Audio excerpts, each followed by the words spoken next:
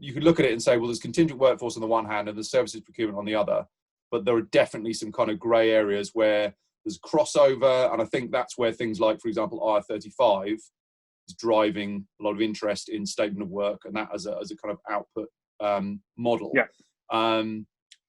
But yeah, I mean, how have you seen that kind of shift over the period of your career?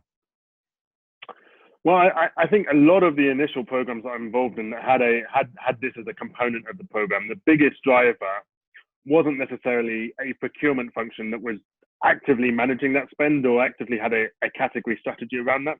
A lot of the driver was coming just, we need the visibility of who those workers are, primarily because we need to control their IT access or we need to control site access.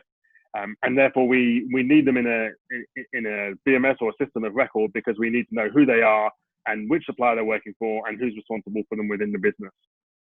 And almost in terms of what was the billing structure that sat behind that was in many cases a secondary afterthought that, oh, actually, yeah, we could actually do that. I think often a lot of these programs I see procurement trying to own them, but it's been this big struggle, I think, for procurement often to get their hands around it, because whereas a contingent workforce program, you know, in the UK, almost every company of any size or scale has had a contingent workforce management program for a while and are on a second or third generation. That's rarely been the case where you go into an organization and you find that the statement of work is a truly managed program. And I think that's been part of procurement's struggle, is how do they get their hands around that? Because often it's not been centralized enough, or it's been very dispersed.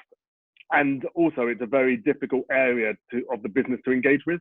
You know, I think that's an area where there's most active resistance to procurement coming in and saying, we want to manage this, because there's the executive relationships, there's, you know, relationships with suppliers that, you know, business and hiring managers don't necessarily want disrupted. So I think a lot of the struggle over the last few years, and perhaps the reason that a lot of this hasn't got the traction that it has up until now, has been because procurement hasn't necessarily gone and been able to articulate a way they can add value to the business beyond just visibility and perhaps some tactical onboarding support.